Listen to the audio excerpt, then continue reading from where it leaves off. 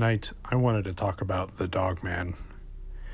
So, as fantastical as it may be, as outrageous as it may seem, people all across the United States, especially down in the South and more in the southern United States, but even into Wyoming and Montana and the Midwest and up north, people are seeing these creatures. And what people are seeing is an upright walking canine with long teeth and a snout and powerful jaws, 7, 8, 9 feet tall, broad shoulders, something akin to like a Hollywood werewolf. When you first hear about this, maybe you're into Bigfoot, maybe you come across a video, it seems very odd. Because when we talk about Bigfoot, there's evidence in our fossil record for them, there's evidence for them all through native traditions, and there's hundreds of thousands of sightings, tens of thousands of sightings happen every year. People see them all the time. It's always funny when people say there's no evidence for Bigfoot. It's like, well, we have tracks, we have photographs, we have photos, we have hair samples, we have DNA, we have hundreds of thousands of eyewitness reports. We have handprints, we have fingerprints, we have whatever you want. We have a lot of evidence for Bigfoot. It's out there. If you've done more than 5 minutes of research, you'll find it. But it seems like if you look at our fossil record and all the different types of hominid creatures that related to humans, some more distantly, and then the inclusion of great apes and how we seem to be tied into these creatures and how they have a lot of very human-like behaviors. So there's a lot of things going for Bigfoot really existing, of being a regular old natural creature, something that's occurring, something that's been here for a long time, something hiding out in the woods. They certainly have a very mysterious side to them, other than being kind of the forest ninjas and just being very efficient. People see Bigfoot. It's often laughed about, but they're really there, and anybody who's into this subject knows it. But when you're into Bigfoot, you start hearing about these Dogman creatures, and if you look all through our fossil record, there's no evidence for an upright walking canine. And there's lots of variations of these in sightings, just like you get with Bigfoot.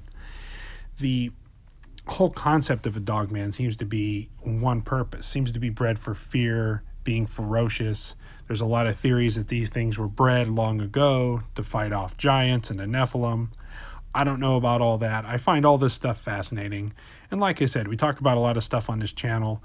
I don't necessarily believe it, but I think it's all interesting, and you should, listen to everything that's out there and don't just dismiss it. But I've been doing a lot of research into the Dogman, listening to a lot of podcasts, listening to researchers that know a lot more than me, listening to eyewitness reports, and there seems to be two very different things going on with the Dogman. One is people are seeing these creatures, sometimes in packs, varying between 5 and 6 feet tall, all the way up to 7, 8, 9, 10 feet tall, with an older gray one maybe being the alpha, with smaller ones, with young ones, kind of like a wolf pack, except standing upright. And much like wolves can be very ferocious, these things can be very ferocious. A lot of people report these things as being through their property maybe a certain time of the year and moving on, very much like a natural creature. People also have witnessed these things out hunting and watched them eating berries or digging in the dirt or eating or just hunting and eating and doing all the things you would expect a natural animal to do, or sleeping. People have come across these things curled up and sleeping, and they thought it was a giant wolf, and then when it woke up, it scampered around on 4 legs and then stood up and walked off. It's very fascinating that people report these being a natural creature, or being a natural creature and being a very physical creature, much like Bigfoot, where they have to eat, sleep, and hunt. And then it kind of brings us to people report these things as being a little bit different as well. People report spotting these Dogman-like creatures, but getting an intense feeling of dread. Now, if you ever come in close contact to a grizzly bear or a large carnivore lion, it can scare you. It can be frightening. You get the pit in your stomach. But nothing like some of these creatures are reported to give. They're reported to give off a very feeling of dread. And just by the looks of these things, you understand. But like I said, if there's one type of Dogman that seems to be a very corporal, physical animal, so to speak, there seems to be something else people are seeing.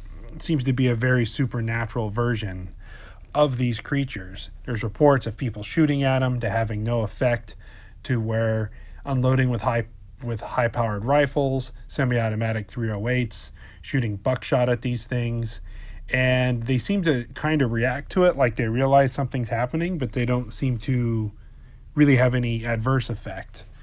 And there's even reports where people have been able to blow chunks of flesh off of these different type of dogmen, we'll call them, and it's real smelly or putrid, and it seems just otherworldly, like there's some kind of indestructible, like God mode, so to speak. And it's very odd, and people tend to attribute this to being demonic, which is kind of a catch-all phrase to something we don't understand. It seems to be inherently evil, or to possess features that we don't necessarily understand or can comprehend.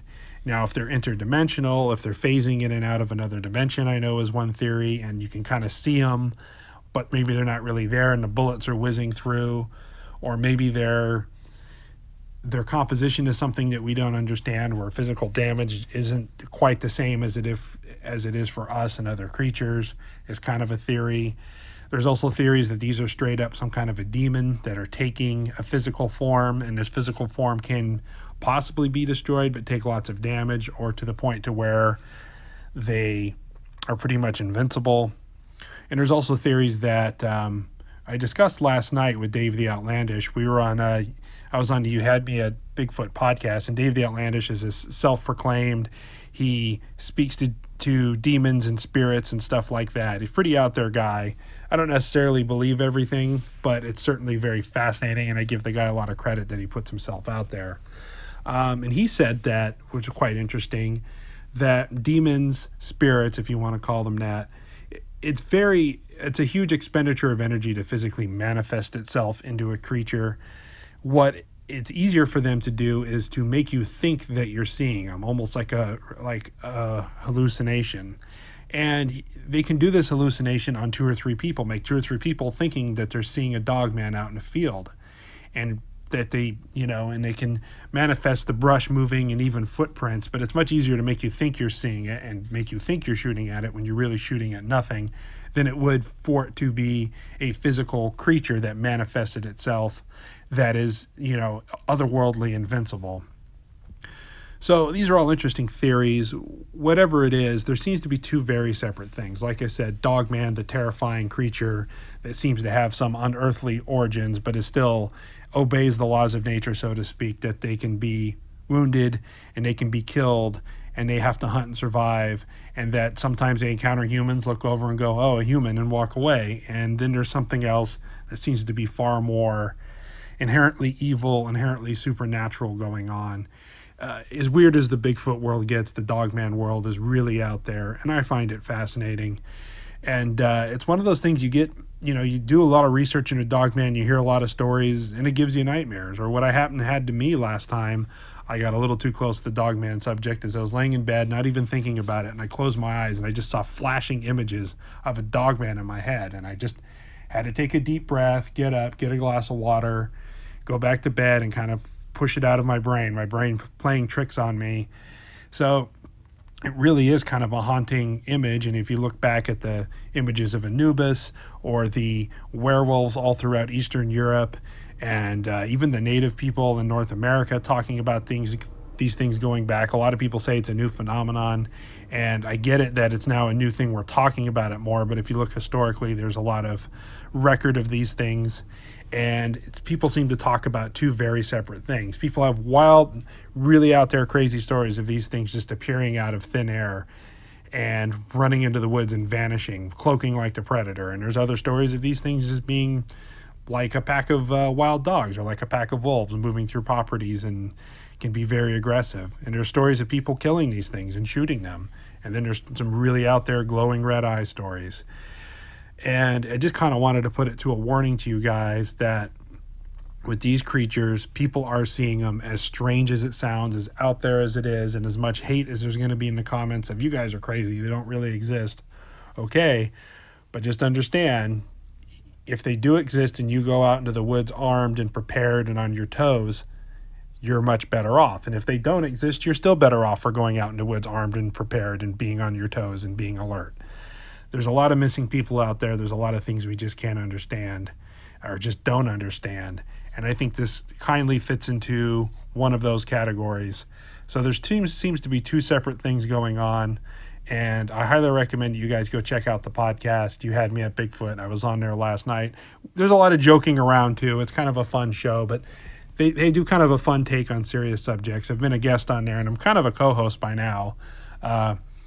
So we have a lot of fun, but there's also some very serious stuff. And it's really neat for me because I get to talk to people who, psychics about cryptid activity. I get to talk to demonologists about cryptid activity. I get to talk to people who aren't necessarily in this realm, maybe UFO people, about what they think is going on. And it's quite interesting to get to different perspectives.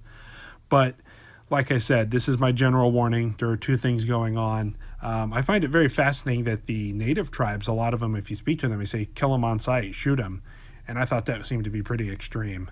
So I just want to say thank you very much. Stay safe in the woods, and just be aware there are two things going on when you talk about Dogman, and to a lesser extent Bigfoot, because you also get Bigfoot stuff about them cloaking and all that other things. So I'm kind of rambling here, but thanks folks. I just wanted to make a quick video on this, and like I said, stay safe in the woods.